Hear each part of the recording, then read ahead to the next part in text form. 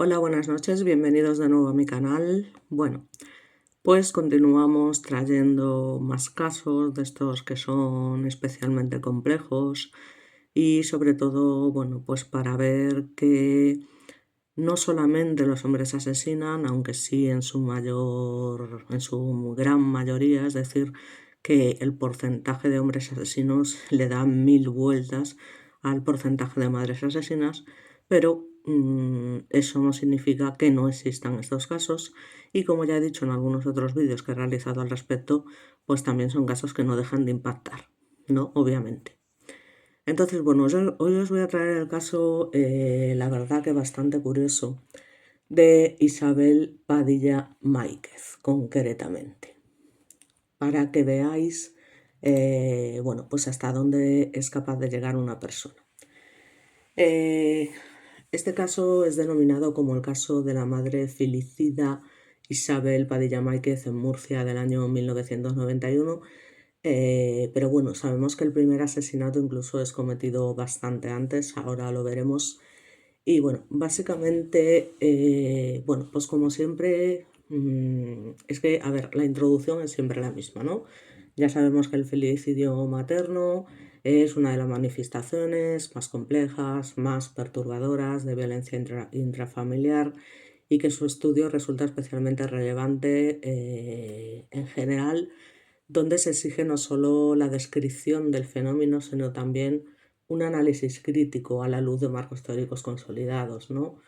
Entonces, claro, son casos pues, que tienen como objetivo analizar de forma extensa y rigurosa este tipo de casos, en este caso el de Isabel Padilla, eh, integrándolo en una reconstrucción narrativa del hecho, siempre con un marco teórico, ya os digo, criminológico, psicológico y jurídico, que permita, entre comillas, comprender, porque hay cosas que son incomprensibles, el felicidio materno como un fenómeno multicausal. La investigación se justifica por la necesidad de profundizar en los factores de riesgo, las dinámicas psicopatológicas y las respuestas institucionales implicadas en este tipo de delitos, con el fin de contribuir a la prevención y a la mejora de las políticas públicas en materia de salud mental y protección de la infancia. Entonces, vamos a ver lo que es el marco teórico del felicidio materno como tal. El término felicidio hace referencia, como sabéis, al homicidio de un hijo cometido por uno de sus progenitores, lo cual ya hemos dicho en varios vídeos. Entonces, desde la criminología y la psicología forense se distingue entre el felicidio paterno y el materno, atendiendo a las diferencias significativas respecto a las motivaciones, contextos y perfiles psicológicos. Normalmente no suelen coincidir en absoluto las motivaciones de los hombres con las de las mujeres.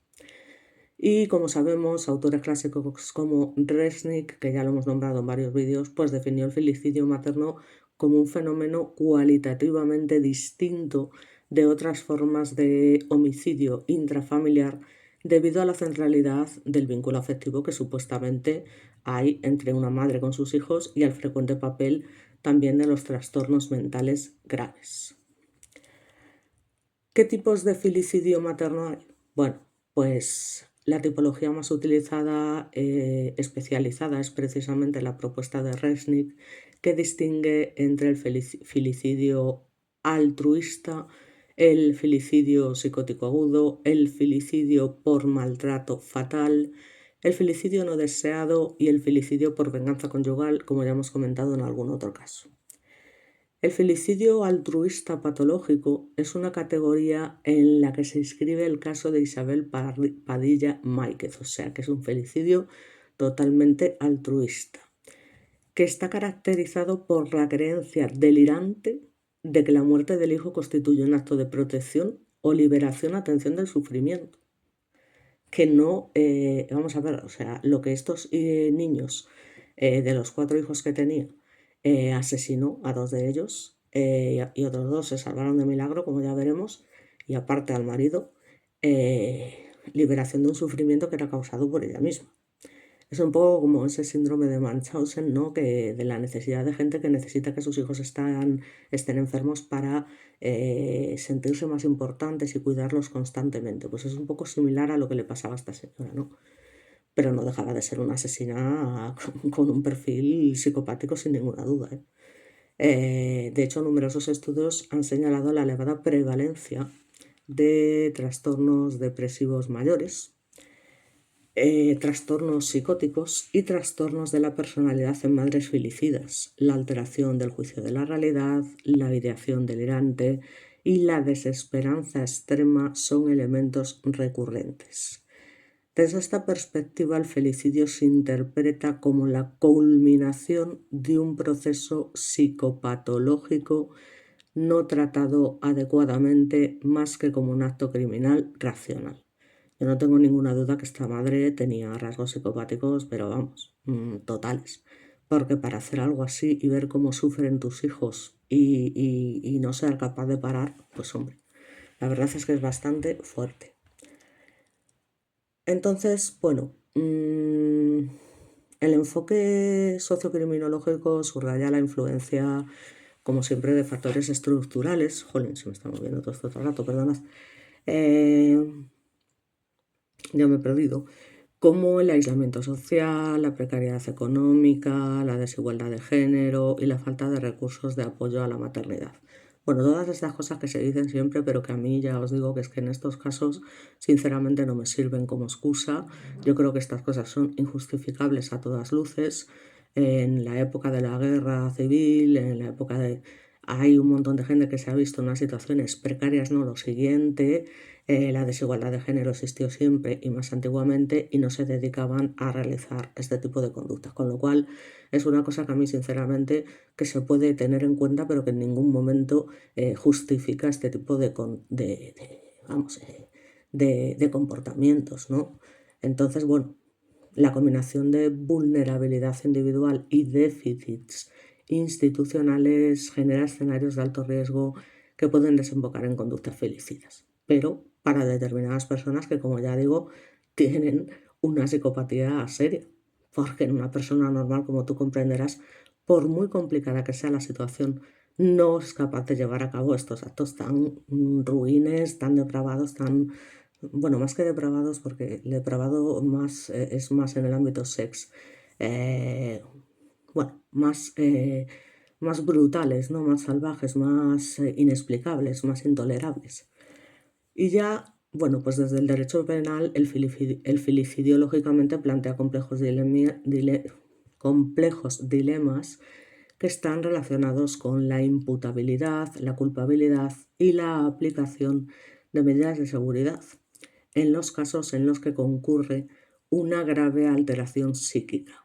El ordenamiento jurídico prioriza el tratamiento frente al castigo y este marco teórico resulta imprescindible para analizar adecuadamente el caso objeto de estudio. Entonces, bueno, la verdad es que tenemos poquísimas imágenes, ¿vale? Por no decir prácticamente ninguna, de esta señora y por supuesto de sus víctimas. De hecho, solamente tenemos la del padre. Entonces, la verdad es que imágenes voy a poder mostraros muy pocas. Bueno, pues ya os digo, vamos a jugar básicamente con dos, tres imágenes porque es que no hay más, ¿vale? Con lo que importa aquí realmente es el contenido, pero ya te digo que es muy complicado. Entonces vamos a analizar, como siempre, por supuesto, el contexto histórico y social de España en los años 90, a comienzos de los años 90, relacionado evidentemente con Isabel Padilla, ¿no? Digamos que el análisis del caso de esta mujer exige situarlo en el contexto histórico, social e institucional de España de comienzos de la década de los 90. Este periodo se caracterizó por profundas transformaciones sociales derivadas del proceso de modernización iniciado, como sabéis, tras la transición democrática, aunque dichas transformaciones no se produjeron de manera homogénea en todo el territorio. En materia de estructura familiar, coexistían modelos tradicionales con nuevas formas, digamos, de organización doméstica.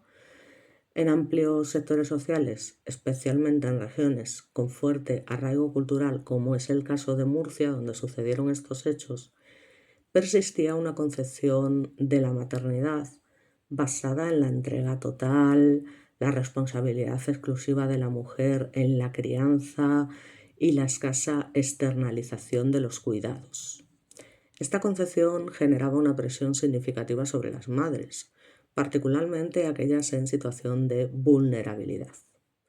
En el ámbito de la salud mental, pues los recursos, como podréis imaginar, comunitarios eran todavía muy limitados.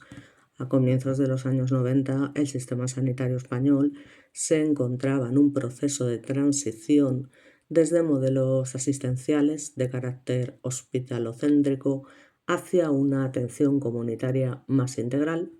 Sin embargo, esta transición, digamos que no se había consolidado plenamente, lo que dificultaba de alguna manera el acceso temprano, por supuesto, a servicios de salud mental, especialmente para mujeres que tenían cargas familiares elevadas. Estamos hablando de que esta señora, por decirlo de alguna manera, tenía 4 hijos, ¿vale? Pero bueno, que es que en aquella época era lo más normal. Es decir, mi madre también tiene 3 hermanos, o sea, eran 4. O sea que, ya me dirás, o sea, incluso hay familias muchísimo más numerosas. O sea, asimismo, bueno, pues la enfermedad mental, por supuesto, continuaba fuertemente estigmatizada. Ya sabéis, ¿no? Que eso de ir al psicólogo, al psiquiátrico, era de locos y perturbados mentales, lamentablemente.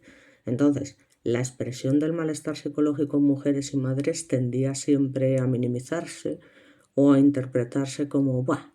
Es que eres una débil, no sé qué, eres una sensible, no sé qué, es decir, debilidad personal, lo que contribuye a retrasar la demanda de ayuda profesional. Entonces, en este contexto, los signos de deterioro psíquico solían ser invisibilizados tanto en el entorno familiar como en la comunidad, ¿no? O sea, en aquella época no era habitual eso de aquí si tienes algún problema te aguantas y te lo comes como está mandado y demás. Era un poco la política que había en esos momentos respecto al ámbito familiar. Desde una perspectiva, y las mujeres luego que aguantaban lo que no está escrito, te quiero decir. O sea, con respecto a sus maridos, incluso aunque fueran maltratadores y demás. O sea, porque estamos en una etapa en la que todavía la mujer no se ha incorporado del todo a lo que es el marco laboral y demás. Y ya os digo, pues como en el caso de Ana Orantes, dependían totalmente del marido y bueno, en fin, una serie de cosas que ya hemos comentado, pero que es que siempre están ahí, ¿no? Entonces, bueno, desde una perspectiva criminológica, este marco social institucional constituye un factor contextual relevante que permite comprender cómo determinadas situaciones de riesgo, si le queréis llamar así, pues pudieron desarrollarse sin una intervención eficaz. Pero vamos, que el caso de esta mujer no era ni que fuese maltratada ni nada por el estilo, ¿vale? Básicamente es una mujer que sería todo lo vulnerable que queráis y sería, en fin, pero que igualmente el carácter psicopático no se lo quita a nadie. O sea, respecto a la relación que tenía con sus hijos. Digamos que Isabel era una mujer joven en el momento de los hechos, ya os digo, madre de varios hijos menores de edad, y su biografía se desarrolló en un entorno marcado por limitaciones económicas hasta cierto punto, porque era el marido el que traía el dinero a casa, como miles de familias, conflictos familiares y una progresiva inestabilidad emocional. Diversos testimonios la describieron como una persona introvertida, con escasas redes de apoyo y dificultades para expresar su malestar psíquico. Sin embargo, sabemos que era una mujer que estaba muy bien vista como madre en general en toda la comunidad, vecinos y demás. Es decir, eh, todo el mundo la veía como una madre que se desvivía por sus hijos, que lo daba todo por ellos. O sea, de caras para afuera, de puertas para afuera, era siempre la sensación que daba. Y luego, claro, cuando empiezan a morir, desde que muere su marido hasta que empiezan a morir sus hijos, pues esa tristeza tan grande, ¿no? Que todo el mundo sentía tanta lástima por ella, de pobre mujer, con lo buena madre que es, lo que le está pasando, o sea, lo típico que pasa, ¿no? Con estas cosas. Entonces, hay un vínculo, pero también hay una ambivalencia y un desgaste emocional. Entonces, digamos que la relación entre esta mujer y sus hijos debe analizarse desde una perspectiva longitudinal. Es decir, tenemos que atender no solamente al momento del crimen, porque esto tiene su tela, sino al proceso gradual de deterioro emocional que se fue configurando a lo largo de los años. En este caso, la maternidad no puede entenderse como un rol ejercido, en condiciones de normalidad psíquica y apoyo social, sino como una experiencia para mí relativamente marcada por la sobrecarga, la soledad y la falta de recursos personales e institucionales. Yo ya he dicho lo que opino respecto a este tema, es decir, como miles de madres de aquella época y no te daba por hacer algo así. Pero esta mujer sí que padecía una enfermedad mental, como ya hemos comentado, que es el síndrome de Munchausen, entre otras cosas, porque también tenía un carácter psicopático. Diversos testimonios recogidos durante la investigación judicial describieron a Isabel, ya os digo, como una madre presente en lo físico, pero emocionalmente agotada.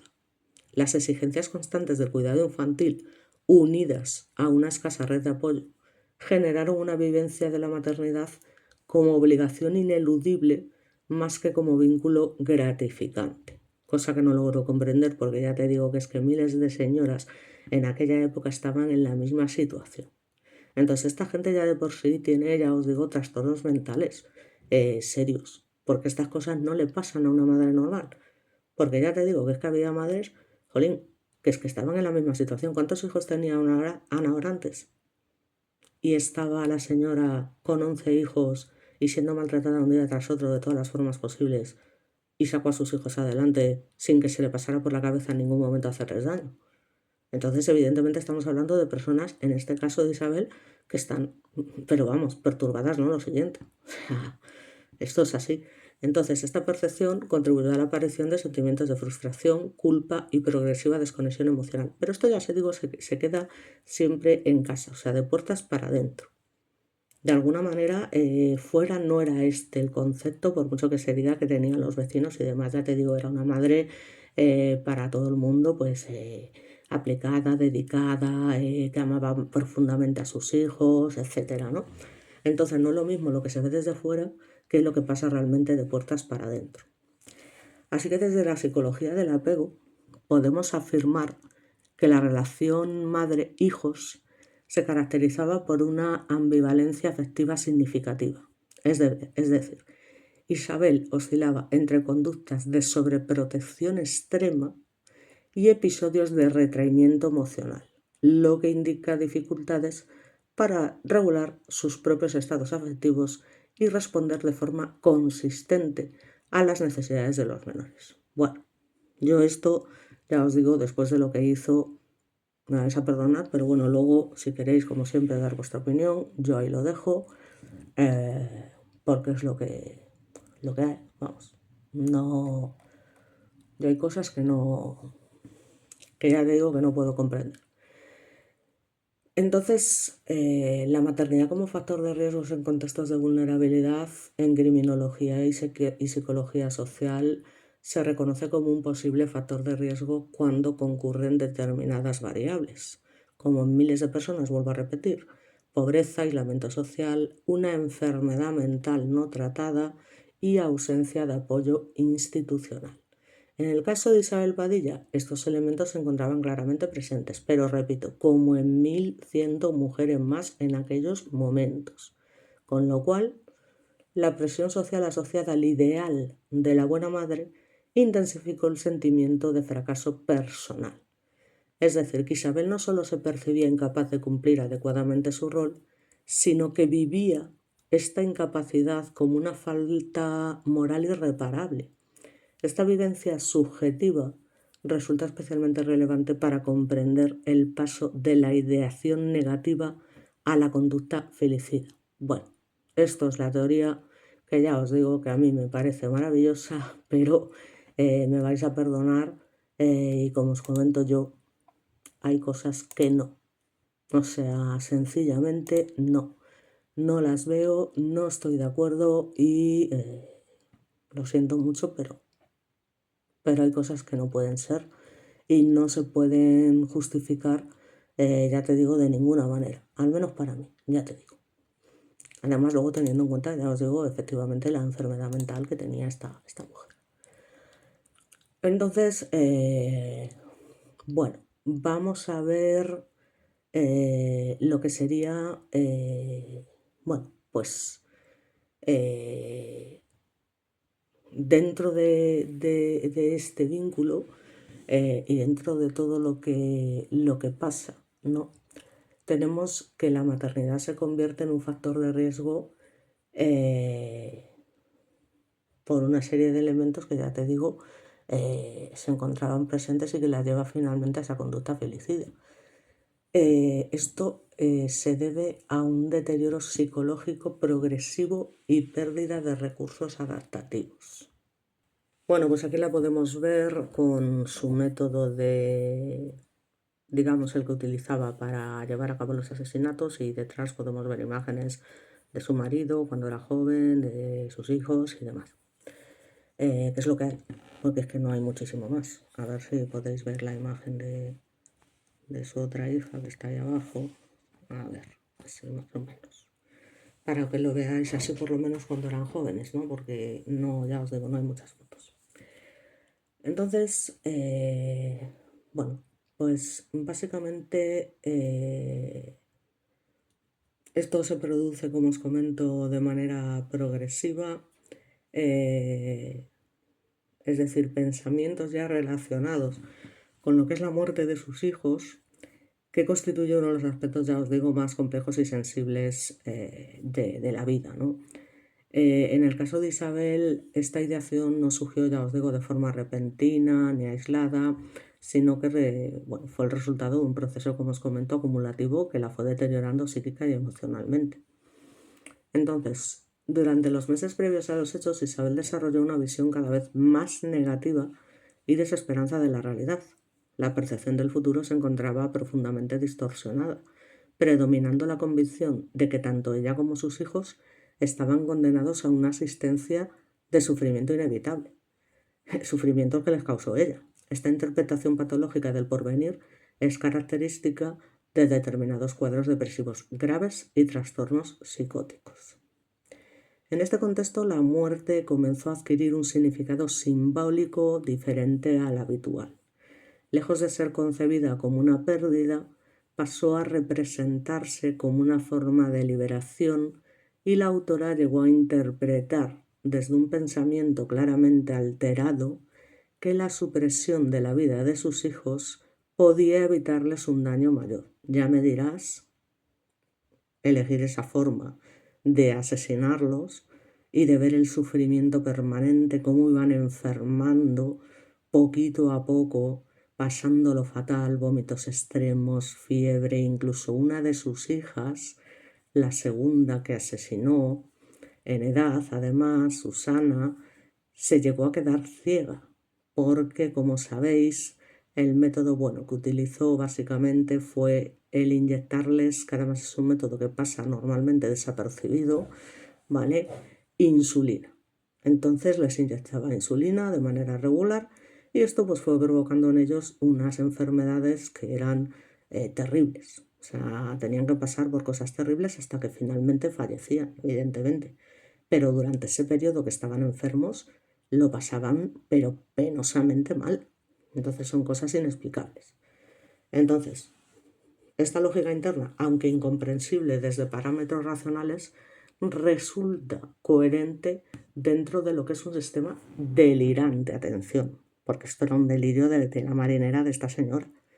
Entonces, la ideación filicida se vio reforzada por la ausencia de mecanismos de contención externa, falta de intervención de servicios sociales o sanitarios, pero es que nadie era consciente de esta situación. O sea, es que de puertas para afuera era una madre maravillosa, que lloraba por lo mal que lo estaba pasando, porque a su marido fue el primero que asesinó, de la misma manera. Le empezó a inyectar insulina, patatín, patatán, el hombre se pasaba más tiempo en el hospital que en casa. Esto sucedió en el año 1982, y ya os digo, bastante antes a luego lo que fue el asesinato de sus hijos.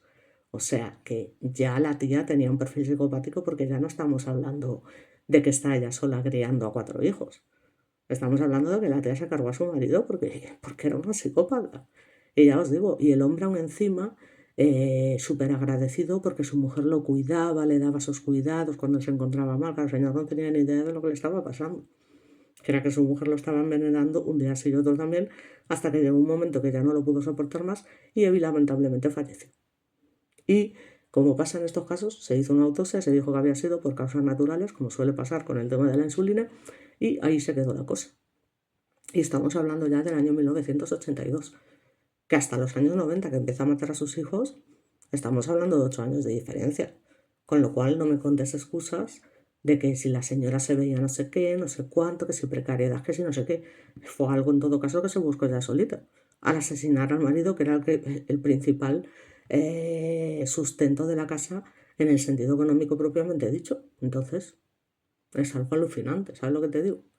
Entonces, la falta de intervención de, ya te digo, servicios sociales o sanitarios que no tenían ni pajolera idea de lo que estaba pasando porque de puertas para afuera era, ya os digo, una madre maravillosa, una mujer maravillosa que cuidó a su marido como nadie, que qué buena persona y demás, pues permitió que estos pensamientos se consolidaran sin contraste con la realidad.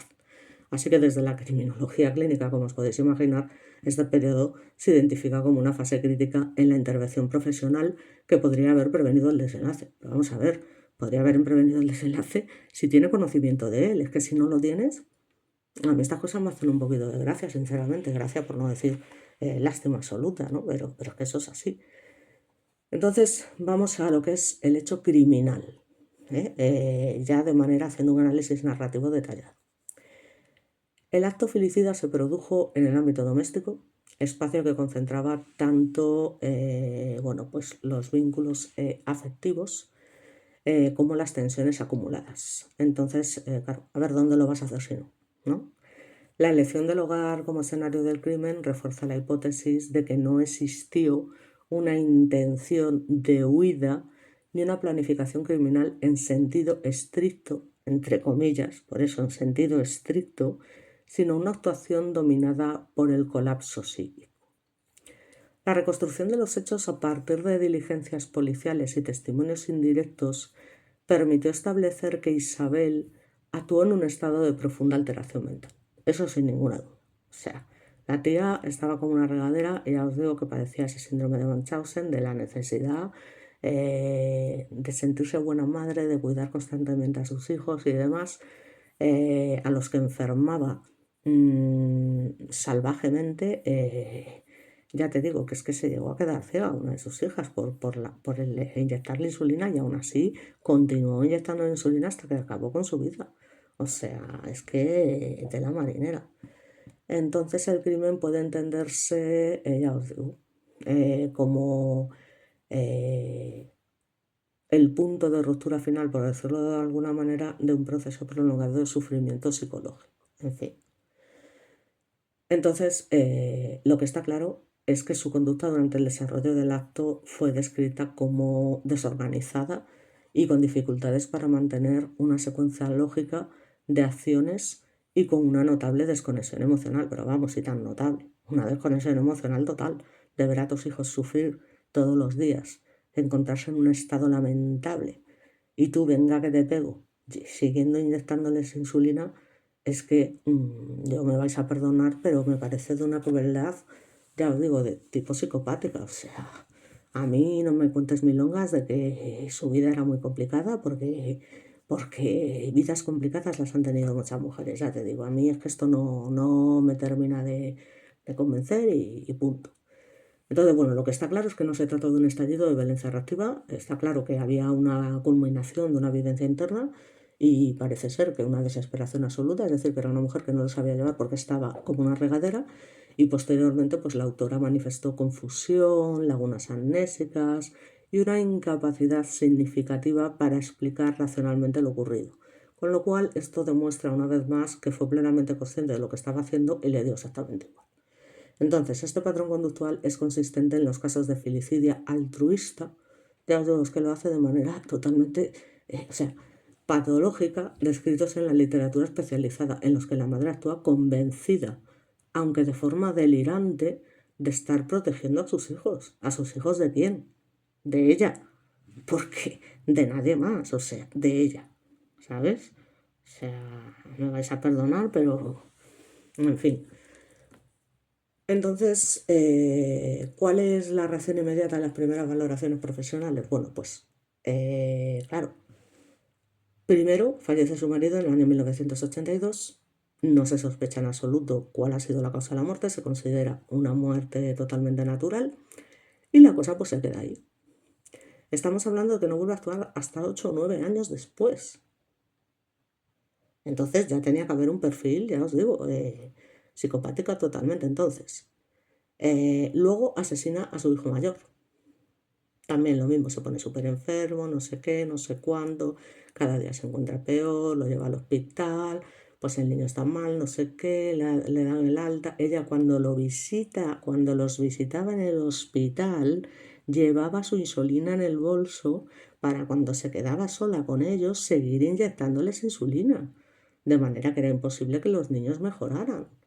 Entonces al final terminaban muriendo y claro, lo mismo de siempre, pues se consideraban muertes naturales, porque eso afectaba al páncreas y en alguna ocasión pues vamos a tener que operarlo y demás, quitarle el páncreas y tal, o hacer alguna cosa similar y en aquellos momentos también había cierta precariedad en ese tipo de operaciones, ¿vale? Era muy probable que en una operación de ese tipo pudieses fallecer, o sea que eso es otra, ¿no? Entonces, bueno, ya os digo, tras el descubrimiento de los hechos, la intervención institucional se produjo de manera inmediata. La actuación inicial correspondió a las fuerzas y cuerpos de seguridad, seguidas por los servicios sanitarios de urgencias. Isabel Padilla fue localizada en el propio domicilio familiar, presentando, entre comillas, un estado de shock, desorientación temporal y un discurso incoherente, lo que llevó a los profesionales a activar de forma prioritaria la evaluación psiquiátrica. Pero es que después de matar a su primer hijo, es cuando mata a su segunda hija, a Susana, que es la que deja ciega, y dale que te pego inyectando, inyectando, inyectando. Y los médicos, el caso es que no sospechan nada, porque ella lo que dice es que es algo hereditario, que el padre lo tenía y que los hijos lo habían heredado. Con lo cual, en principio, pues no se sospecha nada. Pero ¿qué pasa? Que cuando empiezan a investigar, se dan cuenta de que sus dos hijos pequeños, que eran los únicos que quedaban, están también en unas condiciones lamentables. Pues también con vómitos, con fiebres y demás. Y curiosamente, para que veáis, los hijos, cuando empieza a haber sospechas sobre su madre, se niegan a aceptarlo. Dicen, no, no, no, mi madre es imposible, si mi madre nos cuida, mi madre, gracias a mi madre, podemos tal, o sea, bueno, la defendían de una manera alucinante, ¿no?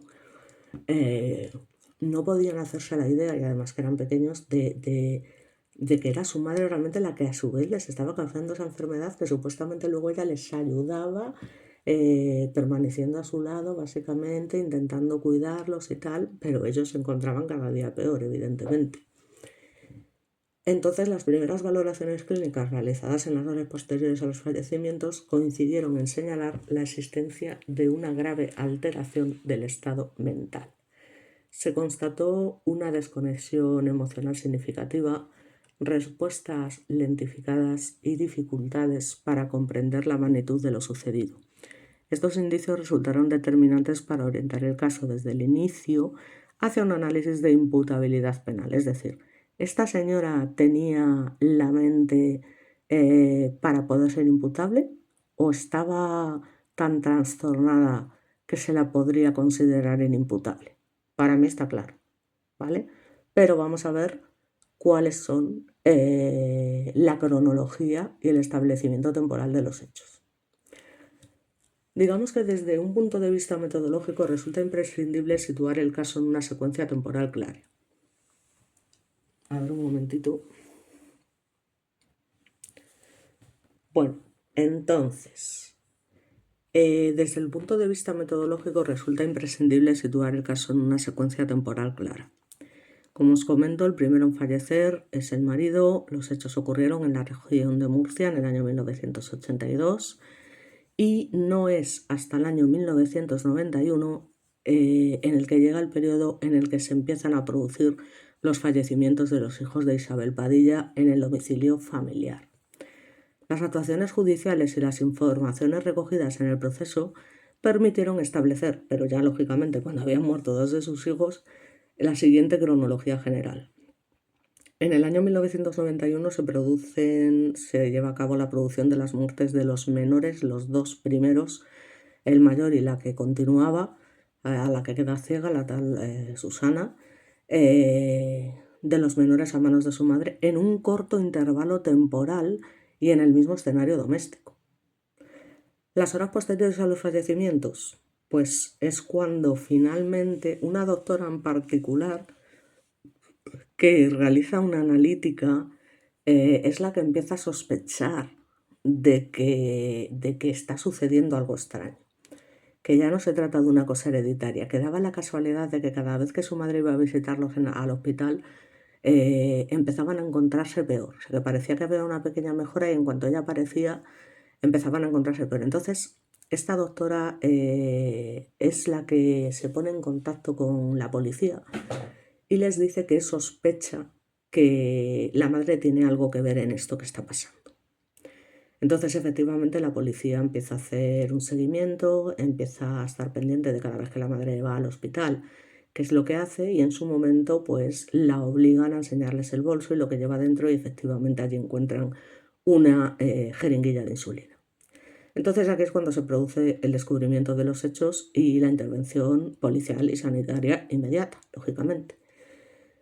Días siguientes, como vemos aquí, ya vemos ahí el 091 y el policía correspondiente, pues se produce la detención formal de Isabel Padilla y el traslado a un centro hospitalario para que hagan una evaluación psiquiátrica urgente, mientras sus dos hijos pequeños, que se encontraban ya fatal, que estuvieron a punto de morir, son llevados rápidamente al hospital y ya sabiendo cuál era el diagnóstico y qué era lo que les pasaba, pues consiguieron salvarlos.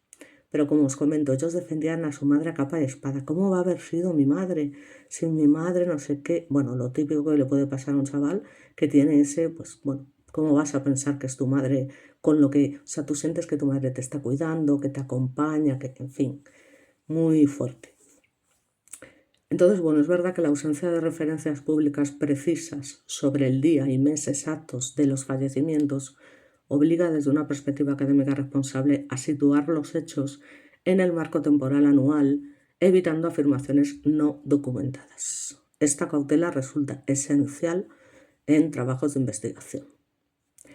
Respecto al impacto social y reacción de la comunidad, pues bueno, ya los podéis imaginar, ¿no? La confirmación de las muertes a manos de su madre generó una profunda conmoción en la comunidad local porque no se lo podían ni creer cuando realmente sentían tanta lástima de pobre mujer con todo lo que lucha, con todo lo que ama a sus hijos, todo lo que está viviendo, qué duro, no sé qué. Y claro, cuando se enteran de esto, pues evidentemente se quedan todos estupefactos como es normal. Y no solamente hay conmoción en la comunidad local, sino en todo lo que es el conjunto de la sociedad española, porque estamos hablando de una cosa muy grave. El carácter transgresor del filicidio materno, especialmente cuando afecta a varios hijos, provoca, sin duda, una respuesta emocional intensa que es que está marcada por el horror, la incredulidad y, por supuesto, una condena moral hacia el comportamiento psicopático de esta señora, de la madre, o sea, es que es así. Entonces, en el entorno más próximo, el caso evidenció la dificultad de la comunidad para comprender y asimilar, como nos pasa a todos, un acto de esta naturaleza. Es que no me valen las excusas, no me valen. Entonces, ¿qué pasa? Pues que como no son capaces de comprender y asimilar cosas que es obvio, dices, ¿cómo es posible que una madre llegue a hacer esto y tal y vea a sus hijos sufrir día tras día, pasar unos padecimientos horribles, unos dolores de estómago, unos tal, en fin, y que permita que, o sea, ¿qué maneras de asesinar son esas? Entonces, claro, predominaron interpretaciones simplificadoras que redujeron el fenómeno a una supuesta maldad individual sin atender a los factores psicológicos y sociales concurrentes. Hombre, ¿yo qué quieres que te diga? Por supuesto que tenía un problema porque tenía esta enfermedad que os he dicho, pero igualmente tenía una psicopatía porque es que mató al marido 8 o 9 años antes. Entonces, ¿qué queréis que os diga? O sea, yo hay cosas que no voy a justificar de ninguna manera, ya te digo, ni que fuese la única persona. Entonces, ¿que había un trastorno mental subyacente? Sí, pero que actuó perfectamente consciente que era imputable, también. Entonces, los medios de comunicación, como siempre, pues desempeñaron un papel central en la construcción del relato del caso y la cobertura se centró mayoritariamente en el impacto emocional del crimen, utilizando un lenguaje sensacionalista que reforzó la figura de la madre asesina.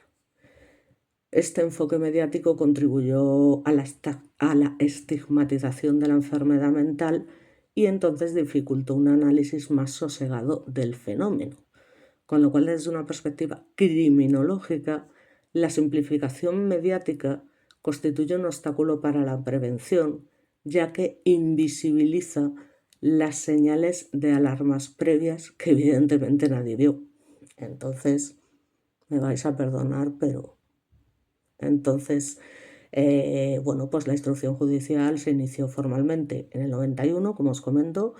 Una vez asegurada la atención psiquiátrica inicial de la autora, el proceso se orientó a determinar no solo la autoría de los hechos, sino de manera prioritaria su estado mental, ¿vale? En el momento de las muertes. Entonces se practican diversas diligencias probatorias, entre ellas declaraciones testificales, informes forenses y evaluaciones psiquiátricas prolongadas. Y estas pruebas permitieron reconstruir el estado psíquico de la acusada y contextualizar el acto filicida dentro de un cuadro de grave alteración mental. Las periciales psiquiátricas concluyeron de forma coincidente que Isabel presentaba en el momento de los hechos, pero es que el momento de los hechos fue muy prolongado. O sea, quiero decir, ya os digo, desde la muerte del marido te diré, una alteración psíquica severa que afectaba de manera sustancial a sus capacidades cognitivas y volitivas, no tengo ninguna duda. Pero esta conclusión tuvo un peso decisivo en la calificación jurídica del caso y desde el punto de vista penal se consideró que la autora no actuó en plena conciencia de la ilicitud. Perdón. Bueno, pues aquí tenemos una foto de su primera víctima, de su marido, Pedro Pérez, que es la única foto que tenemos realmente del hombre prácticamente cuando falleció. Lo que pasa es que no me permite hacerla más grande, lamentablemente, y mira que le he dado vueltas porque antes he encontrado una, pero ahora estoy intentando volver a encontrarla y no me aparece. Entonces, bueno, para que veáis un poco el aspecto que tenía el hombre, básicamente. Entonces, bueno, básicamente la resolución judicial puso de manifiesto, ya os digo, las limitaciones del sistema de atención salud mental existente en España a comienzos de los años 90 y evidenció la necesidad de reforzar los mecanismos, ya os digo, de detección temprana e intervención en situaciones de alto riesgo que nadie conocía y asimismo sentó un precedente relevante en cuanto al tratamiento jurídico del filicidio materno asociado a trastornos mentales graves, ya os digo, priorizando la perspectiva terapéutica sobre la estrictamente punitiva. El estudio del caso de Isabel Padilla ocurrido en Murcia en 1991 permite afirmar que el filicidio materno no es un fenómeno imprevisible ni aislado, sino el resultado de una acumulación de factores de riesgo identificables, pero desde el momento que asesina a su primer hijo, no antes. La incorporación de una cronología clara, aunque necesariamente prudente en cuanto a fechas exactas, refuerza la coherencia metodológica del trabajo y subraya la importancia de una intervención temprana. Desde una perspectiva de análisis general, contribuye a la comprensión integral, pero aquí no hay comprensión que valga, del filicidio materno y a la formulación de estrategias preventivas basadas en la evidencia. Bueno, eso será lo que ellos opinan, ¿vale? Porque vamos a entrar un poquito más en qué es lo que se detectó y lo que realmente pasó, que ya es algo más concreto y que más específico, ¿no?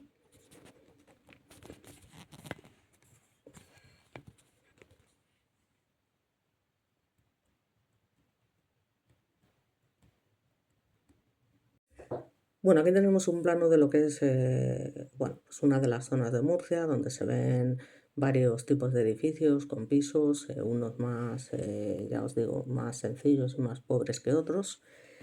Y bueno, finalmente, ya os digo, ¿qué es lo que pasa con esta señora cuando se le hacen los informes psiquiátricos? Pues bueno, que se detecta que padecía el síndrome de Munchausen por poderes, que es un trastorno mental en el que la persona causa enfermedades a quienes están a su cargo. Había nacido en Murcia, en una familia de origen humilde, y se había casado con Pedro y tenía 4 hijos y lógicamente se dedicaba a sus labores, el cuidado de los hijos, el marido y la casa. En el año 1981, su marido, Pedro, empieza a encontrarse mal. Isabel se dedica en cuerpo y alma a él, desviviéndose por él, y al no mejorar lo llevan al hospital con una severa hipoglucemia. ¿Y qué pasó? Pues que finalmente murió, falleció días después, y esto conmocionó al pueblo. E Isabel se convirtió en una sombra que andaba sin rumbo, enlutada por las calles del pueblo. Los vecinos se volcaron con ella porque se podían imaginar el terrible dolor de perder a su marido. Aún no se había recuperado del duro golpe cuando su hijo Pedrito, de 14 años, comienza a presentar los mismos síntomas ya en el año 1991 que llevaron a la tumba a su niño. Parece ser que, también tiene una hipoglucemia grave que ella justifica como hereditaria y le extirpan el páncreas. Pero aún así el chaval no mejora y también fallece posteriormente días después. Entonces, claro, los siguientes años fueron un rosario de ingresos hospitalarios, constantes cuidados en casa. Isabel se desvive por sus hijos y se lamentaba constantemente de ese mal que acecha a la familia. También al marido le tienen que extirpar el páncreas, pero continúa con esos inexplicables cuadros de hipoglucemia y tiempo después entra en coma y finalmente fallece. Entonces ya aquí es la maldita diabetes hereditaria que se está cebando en los Pérez Padilla. Dicen que no hay 2 sin 3 y la pequeña de los 4 hijos, Susana, también enferma. Bueno, yo tenía entendido que era la segunda en edad, pero bueno. Fiebre, vómitos, debilidad extrema y de nuevo una operación de páncreas que no consigue solucionar nada y además, como os digo, la chica se está quedando ciega, entra en coma y permanece en UBI durante semanas y Susana, la alegría de la casa, muere cuando solo tenía 8 años. Entonces la gente comienza a comentar, esto no es vida, lo que aguanta esta pobre mujer, tal. Y cuando la tragedia parecía haber terminado, su otra hija, Francisca, comienza con los tristemente conocidos síntomas. Estábamos consternados intentando ayudar a Isabel en su desesperación e impotencia al ver que uno a uno los miembros de la familia fallecían. El pueblo de la Unión se vuelca con ella. Francisca es finalmente hospitalizada, pues pronto va a someterse de nuevo a una operación, pero como os comento, esta doctora pues realiza una analítica previa que revela importantes restos de insulina en la sangre. Entonces es cuando se pregunta, ¿pero cómo es posible si el equipo médico nunca se la ha inyectado? Y entonces aquí la perspicacia de esta endocrina del Hospital del Rosell de Cartagena es cuando da la voz de alarma. La doctora estaba asombrada de los extensos conocimientos para ser una mujer inculta, que no sabía ni leer ni escribir, de enfermedades y medicamentos que tenía Isabel. Recordemos que ya os digo, no tenía estudio alguno. Entonces aquí es cuando ya lo que os he contado, ¿no? Le registran en bolso, lo encuentran medicamentos contra la diabetes, ya para confirmar que será la causante, la prohíben entrar en la UBI. Y